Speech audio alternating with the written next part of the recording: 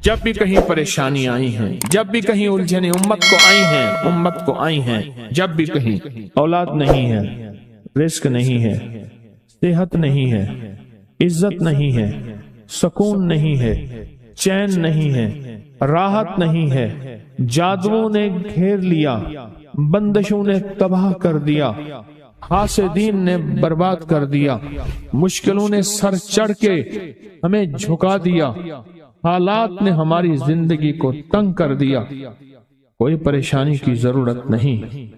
مجھے کہنے لگے کہ ہمارے علاقے میں ایک صاحب ہیں، بابا جی ہیں، کوئی بھی مشکل ہو وہ بیٹھ کے سورۃ قل ہو اللہ پڑھاتے ہیں، ان کے پاس 7 کھانے لے جانے پڑتے ہیں، 7 کھانے لے جانے پڑتے ہیں، وہ سورۃ قل ہو اللہ پڑھاتے ہیں بٹھا کے بندوں کو، اور ان کے لیے کھانے ضروری ہیں، کھانے اچھے ہوں، ایک سوٹ ہو، 7 کھانے ہوں، ایک خوبصورت تکیہ ہو، ایک کھیس اچھا بہترین بچھونا ہو، ایک بسترے کی چادر ہو، اور 7 کھانے ہوں۔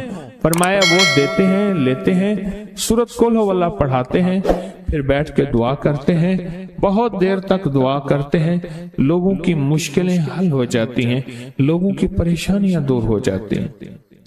میں نے کہا کسی طرح بابا جی سے پتہ چلے گا وہ دعا کیا مانگتے ہیں۔ کہنے لگا وہ دعا کسی کو نہیں بتاتے، بس کہتے ہیں آؤ میرے ساتھ بیٹھ کے سورۃ قل ہو اللہ پڑھو، اول آخر درود پاک پڑھو اور سورۃ قل ہو اللہ پڑھو، وہ دعا کسی کو نہیں بتاتے۔ میں نے کہا کسی طرح پتہ کر وہ دعا کسی کو تجھے بتا دے۔ اس نے کہا پتہ کروں گا۔ کچھ عرصے کے بعد بندہ مجھے ملا، آتے ہی ایک کاغذ دیا، اور کاغذ دے کے مجھے کہنے لگا آپ کو یاد ہے آپ نے میری ایک ذمہ داری لگائی تھی، اور وہ ذمہ داری یہ لگائی تھی کہ ایک ہمارے ہاں بابا جی ہیں، ان کے پاس کوئی دنیا کی مشکل، پریشانی، الجھنیں، ناکامیاں، حالات، مسائل، بے اولادی، جادو، جنات، اثرات، بندشیں، کوئی بھی ہے، وہ مسئلے حل ہوتے ہیں، لیکن ان کی شرطیں یہ ہیں، خوبصورت تکیہ لیتے ہیں، بہترین سوٹ لیتے ہیں، بستری کی چادر لیتے ہیں، ایک کھیس یعنی پورا بستر لیتے ہیں، اور کہا اگر سردیاں تو ایک خوبصورت رضائی بھی لیتے ہیں، اور 7 رنگ کے کھانے لیتے ہیں، عطر کی خوشبو لیتے ہیں، یہ لیتے ہیں، یہ لیتے ہیں، وہ پھر آپ چھوڑ کے آ جائیں وہ ان کے ہوتے ہیں، بس آپ کو وہ دعا دے دیتے ہیں اور بٹھا کے سورۃ قل ہو اللہ پڑھتے ہیں۔ میں نے کہا کس طرح پتہ کر کے یہ عمل کیا ہے، پتہ کر یہ عمل کیا ہے۔ اس نے آیا نا تو اس نے مجھے خط دیا، اور خط دیتے ہی اس نے کہا کہ میں نے پتہ کیا ہے اس عمل کا، کسی طرح سے ان کے گھر کے ایک خاتون ہماری خواتین سے نسبت تھی، انہوں نے بتایا ہے وہ ساری سورۃ قل ہو اللہ وہ حضور کے گھرانے کو اس بارگاہ میں پیش کرتے ہیں، ان ہستیوں کو پیش کرتے ہیں، اور ہستیوں کو پیش کرنے کے بعد پھر ان کے وسیلے سے دعا کرتے ہیں اور کہتے ہیں آپ بھی ہمارے لیے دعا فرمائیں۔ یہ کہنا شرک نہیں ہے، خیال کرنا، میں امت کو شرک پہ نہیں لگا رہا، بدعت پہ نہیں لگا رہا، میرے ساتھ ہر عمل کے بڑے بڑے حوالے ہیں، میرے ساتھ ہر عمل کی بڑی بڑی طاقتور لنکس اور ریفرنس ہیں، میں نہیں لگا رہا، میں ایک وعدہ کرتا ہوں اور ایک دعویٰ کرتا ہوں، لیکن وہ دعویٰ نہیں ہے نہ وعدہ ہے۔ کوئی آ کے یہ نہ کہے کہ ظالم ساری عمر خربی شرک اور بدعت میں لگا، اور ہمیں بھی شرک اور بدعت پہ لگایا، اور میری قبر پہ کوئی پاؤں نہ مارے۔ ہاں یہ ضرور آ کے کوئی کہے اے اللہ اس کی قبر پہ ترس کھا اور رحم فرما، ساری عمر تیرے اور تیرے حبیب کی سچی راہیں دکھاتا رہا، اور محمد آل محمد کی سچی راہیں دکھاتا رہا، یہ وہ شخص ہے اللہ اس پہ ترس کھا، اللہ اس کو معاف کر دے۔ بڑا زبردست عمل۔ مجھے آ کے جب کاغذ دیا نا، کاغذ میں دیا تو انہوں نے کہا کہ خواتین کے ذریعے ہمیں جو پتہ چلا، اور وہ پتہ یہ چلا کہ موصوف حضور کے گھرانے کو یہ ساری سورۃ اخلاص، ساری سورۃ قل ہو اللہ، یہ درود، یہ عمل ہدیہ کرتے ہیں، اور حضور کے گھرانے کو ہدیہ کر کے پھر ہماری مشکل کی دعا کرتے ہیں، اور بہت گڑ گڑا کے دعا کرتے ہیں، اور پھر ان کو ہدیہ دے کے عرض کرتے ہیں آپ بھی ہمارے لیے دعا فرمائیں، اور بہت دیر تک پھر آمین کہتے ہیں، آمین، اور اس تصور کے ساتھ، یہ تصور تصور ذرا غور سے سنیے گا، توجہ سے، اس تصور کے ساتھ کہ وہ ہستیاں میرے لیے دعا کر رہی اور میں آمین کہہ رہا اور اللہ کی بارگاہ میں ان کی دعائیں قبول ہو رہی اور اللہ کی عرشوں پہ دعائیں پہنچ گئیں اور جبریل لے کر چلے گئے، اللہ کے حضور دعا رکھی گئی اور اللہ نے اپنی طاقت اور قدرت کی مہر قبولیت کی لگا دی۔ کہا یہ عمل ہے۔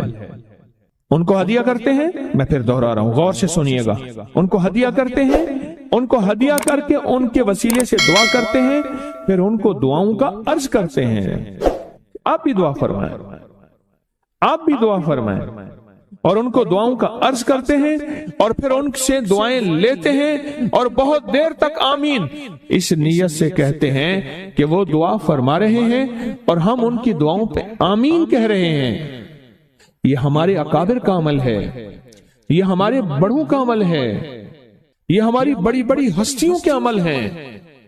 میں اس لیے کہہ رہا ہوں، میری کوشش ہوگی کبھی آپ کو شرک اور بدعت پہ نہ لگاؤں، میں اس لیے کہہ رہا ہوں میری کوشش ہوگی امت کو وہ خیر کے عمل بتاؤں جو عموماً لوگ چھپا کے چلے جاتے ہیں، جو عموماً لوگ اپنے تک رکھتے ہیں۔ میری کوشش ہوگی، میں نے آج تک حضور کے گھرانے کو ہدیہ پیش کیا ہو، میں نے آج تک حضور کے گھرانے کو تحفہ پیش کیا ہو، میں نے آج تک حضور کے گھرانے کو نذرانہ پیش کیا ہو اور حضور کے گھرانے کی طرف سے مجھے خالی ہاتھ لوٹایا گیا ہو۔ ممکن ہی نہیں، ممکن ہی نہیں کہ خالی ہاتھ لوٹایا گیا۔ حضور کے گھرانے کے ساتھ ساری کائنات کی محبتیں ہیں، حضور کے گھرانے کے ساتھ ساری کائنات کا تعلق ہے۔ اور یاد رکھنا، انسان بعض اوقات اپنا غم برداشت کر جاتا ہے، اپنی اولاد کا غم برداشت نہیں کرتا، اور بعض اوقات اپنے معاملے میں معاف کر دیتا ہے، اولاد کے معاملے میں بہت غم دل کو کھا جاتا ہے۔ میرے حضور کے گھرانے کو جو ہدیہ دے گا، میرے حضور کے گھرانے کو جو تحفے دے گا، میرے حضور کے گھرانے کو جو اعمال دے گا، حضور کے گھرانے کو یہ ہدیے، یہ اعمال، یہ تحفے زندگی بھر اس کو سرنگوں نہیں ہونے دیں گے، زندگی بھر اس کو ناکام نہیں ہونے دیں گے، اور زندگی بھر اس کو کامیاب۔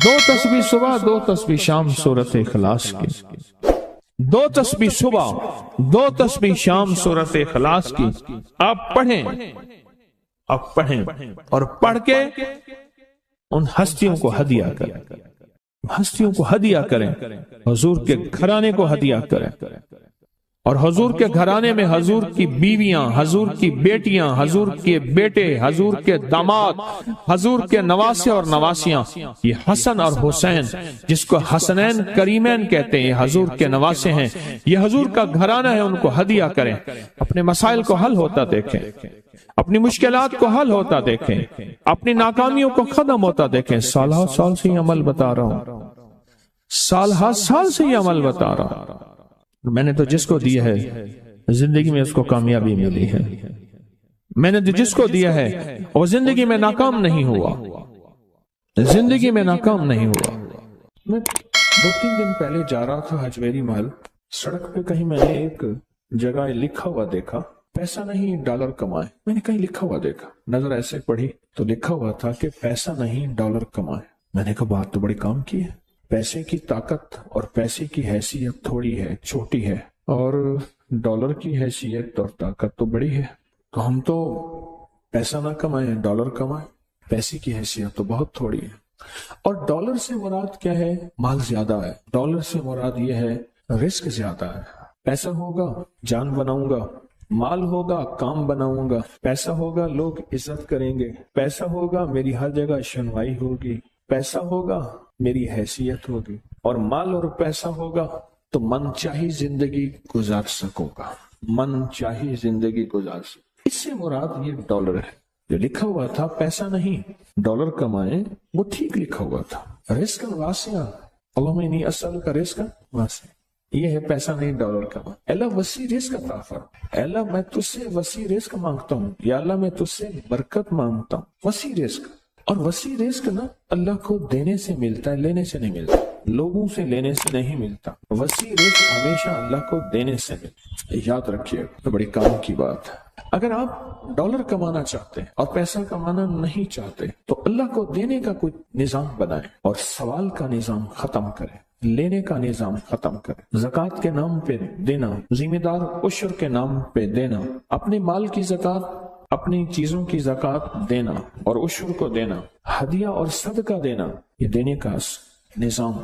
جب دینے کا نظام بنائیں گے پھر آپ پیسہ نہیں ڈالر کمائیں گے۔ ہمیشہ اصول ہے دینے والے کو ملا ہے، لینے والے کو کبھی نہیں ملا۔ جس کی نظر لوگوں کی جیبوں پہ ہوتی ہے وہ خالی زندگی گزارتا ہے، اور جس کی نظر اللہ کے خزانوں پہ ہوتی ہے وہ بھری زندگی گزارتا ہے۔ سخی کبھی مال کی بنیاد پہ سخاوت نہیں کرتا، یہ میرے فکر کو ہمیشہ یاد رکھیے گا جو اب بول رہا ہوں۔ سخی کبھی مال کی بنیاد پہ سخاوت نہیں کرتا، سخی ہمیشہ وعدوں کی بنیاد پہ سخاوت کرتا ہے، وعدوں کی بنیاد۔ اللہ اس کے حبیب نے جو وعدے کیے، اللہ اور اس کے حبیب صلی اللہ تعالی علیہ وسلم نے جو وعدے کیے ہیں، سخی ہمیشہ وعدوں کی بنیاد پہ، وعدوں کی بنیاد پہ سخی ہمیشہ سخاوت کرتا ہے۔ اس لیے کہا بزرگی با عقلست نہ بسالست، بزرگی کا تعلق عقل سے ہے۔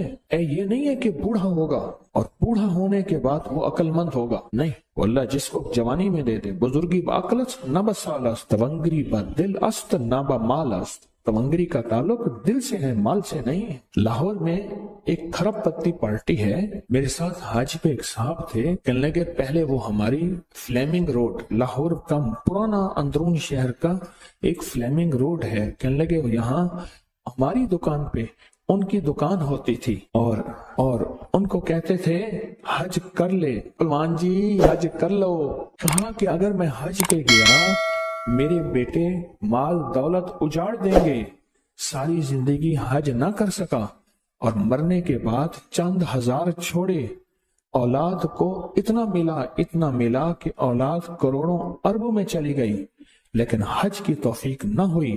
تونگری با دل است نہ با مال است، اس کا تعلق دل سے ہے، مالدار ہو نہیں، اس کا تعلق مال سے نہیں ہے۔ اللہ کے خزانوں سے ملے گا، اللہ کے خزانوں سے دے کر یاد رکھیے، کبھی بھی اللہ کے خزانوں سے لینا چاہتے ہیں اور کہیں کہ لوگوں کی جیبوں پہ نظر، کبھی نہیں ملے گا، کہیں نہیں ملے گا۔ اللہ کے خزانوں سے لینے کے لیے آج میں 2 راستے میں بھی کوشش کروں کہ ان راستوں پہ آ جاؤں، آپ بھی کوشش کریں، میں بھی محتاج ہوں۔ 2 راستے بتاتا ہوں، ایک اعمال کا راستہ ہے، اعمال نبوی، برکت والے اعمال، ایک راستہ اعمال کا ہے اور ایک راستہ مال کا ہے کہ اللہ کے خزانے میں اپنا مال جمع کر۔ 2 راستے ہیں اللہ سے لینے کے، اس کے علاوہ تیسرا راستہ ہے ہی نہیں۔ اللہ سے لینے کے 2 راستے، تیسرا راستہ ہے ہی نہیں۔ ایک راستہ اعمال کا راستہ، کون سے مسنون اعمال ہیں جن کے کرنے پہ اللہ اور اس کے حبیب نے وعدے کیے، یہ پڑھو گے یہ ہوگا، یہ ذکر کرو گے یہ ملے گا۔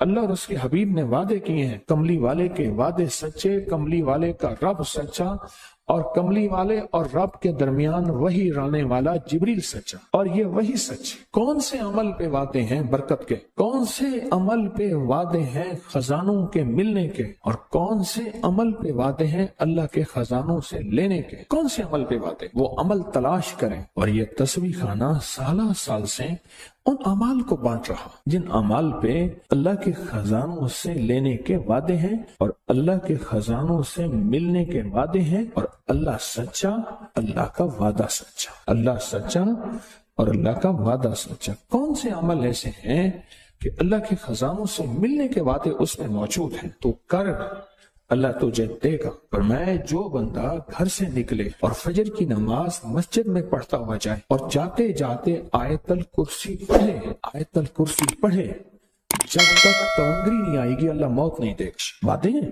گھر سے چل، فجر کی نماز پڑھتا ہوا چل اور آیت الکرسی پڑھ اور پڑھتا جا، کوئی تعداد مقرر نہیں ہے۔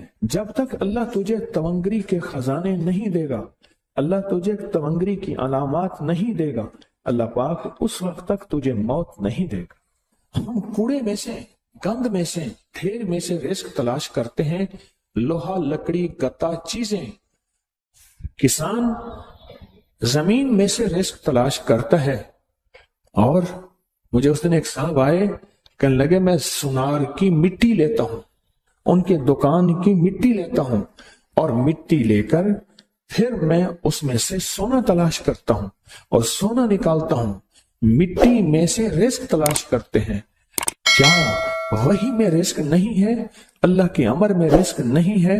اللہ کے حبیب نے جو رزق کے خزانے دیے ہیں، جو برکتوں کے خزانے دیے ہیں، جو خیروں کے خزانے دیے ہیں، ان میں رزق کیسے نہ ملے؟ ہم نے برکتوں کو تلاش نہیں کیا۔ پھر اگر کسی کو برکت کا ذرہ مل گیا تو پھر ہم دوربینیں لگاتے ہیں، کہاں سے آیا مال، کہاں سے رہا؟ سونا بناتا ہوگا، چاندی، ہیرے، لوگوں کا مال، ٹھگ، سمگلنگ، فراڈ، دھوکہ، نوسر بازی۔ پھر مختلف ہماری لیبارٹری ٹیسٹ بتاتی ہے، کسی کو کیا ٹیسٹ بتاتی ہے، کسی کو کیا بتاتی ہے۔ اللہ کے خزانوں سے برکت والے اعمال کر کے لینا نہیں آیا، لینا نہیں آیا۔ جب لینا نہیں آیا، پھر اگر کسی کو برکت والے اعمال کر کے اللہ غیب کے خزانے سے رزق کے دروازے دیتا ہے اور کھولتا ہے، تو چونکہ بچپن سے ماں نے کہا تھا بیٹا بڑے ہو کے کیا بنو گے، کہا میں ڈاکٹر بنوں گا۔ کیا بنو گے؟ کہا میں پائلٹ بنوں گا۔ کیا بنو گے؟ کہا میں مالدار بنوں گا۔